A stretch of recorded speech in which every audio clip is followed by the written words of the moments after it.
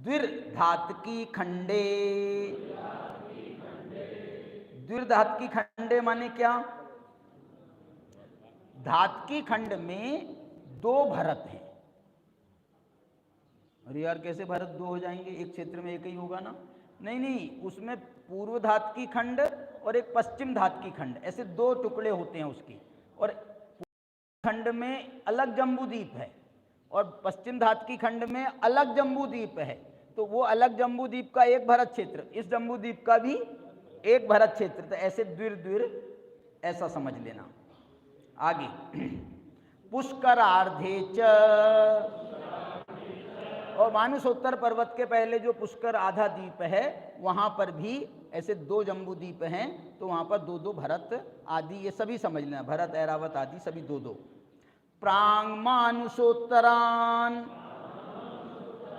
मनुष्या, मानुषोत्तर पर्वत के पहले पहले ढाई द्वीप में ही मनुष्य होते हैं। आर्याम लेच्छाश्च,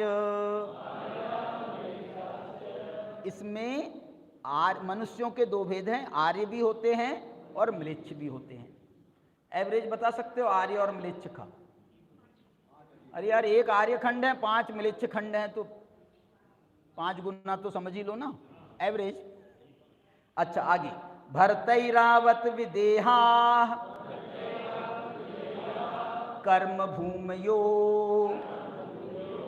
अन्यत्र देव कुरुत्तर कुरुभ्य। वो ये कह रहे हैं भरत क्षेत्र, ऐरावत क्षेत्र और विदेह क्षेत्र, ये जो है ना ये कर्म भूमि है। विदेह क्षेत्र, भरत क्षेत्र, ऐरावत क्षेत्र कर्म भूमि है। अच्छा ये बताओ, ये देवकुरु और उत्तर कुरु जो हैं ये कौन से क्षेत्र में है? विदेह क्षेत्र में है, तो वहां तो भोग भूमि है। ये सूत्र में लिखा है अन्यत्र देव कुरु उत्तर कुरुभ्य, माने क्या? माने देव कुरु और उत्तर कुरु को छोड़कर, देव कुरु और उत्तर कुरु इनको छोड़ करके बाकी का विदेह जो है वो पूरा कर्म भूमि का है।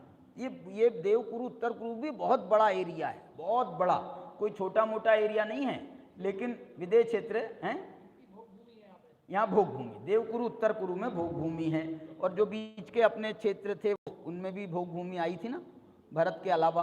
भरत, ऐरावत और विदेह इनमें कर्म भूमि है, बाकी की भोग भूमियाँ। विदेह क्षेत्र में भी देवकुरु और उत्तर कुरु में भोग भूमि है, बाकी की कर्म भूमि। आगे, नृस्थिति परावरे त्रिपल्योपमांतर मुहूर्ते च नहीं है, मुहूर्ते। इसमें ये लिख रहे हैं नृस्थिति। नृस्थिति माने मनुष्यों की स्थिति, माने आयु। मनुष्यों की आयु कितनी है टोटल, हमको एवरेज बताओ सब मिला करके। तो बोले परावरे। परावरे का मतलब है उत्कृष्ट और जघन्य, ये दोनों को बता रहे हम। उत्कृष्ट कितनी है? तो बोले मनुष्यों की आयु उत्कृष्ट 3 पल्ल की है। क्या मतलब हुआ? भोग भूमियों में तो हुआ, इसका मतलब ये हुआ कि पल्लियों की आयु माने असंख्यात वर्षों की आयु। मनुष्यों की आयु भी भले ही भोग भूमि के क्यों ना हो, लेकिन भोग भूमियों के मनुष्यों की आयु असंख्यात वर्षों की है, पल्लियों की है, और 3 पल्ले की होती है उत्तम भोग भूमि में। मध्यम भोग भूमि में 2 पल्ले की होती है, जघन्य भोग भूमि में 1 पल्ले की होती है। तिर्यग यो निजानाम च, ये जो आयु का अधिकार 3 पल्ले का और अंतर्मुहूर्त का, ऐसा परावर का जो दिया है, ये अधिकार तिर्यंचों के पास भी सुरक्षित है। भोग भूमि का तिर्यंच भी 3 पल्ले की आयु वाला हो सकता है उत्तम भोग भूमि का। मध्यम भोग भूमि का वो 2 पल्ले की आयु वाला हो सकता है। कौन? तिर्यंच। इसलिए जो है ना कम नहीं समझना किनको, हाँ बेचारे बेचारे बोलने की जरूरत नहीं है। तुमसे अच्छे, हमसे अच्छे, मैंने तुमसे क्यों बोलूं, हमसे अच्छे भोग भूमि के तिर्यंच भी। चलिए अभी का समय पूरा हुआ।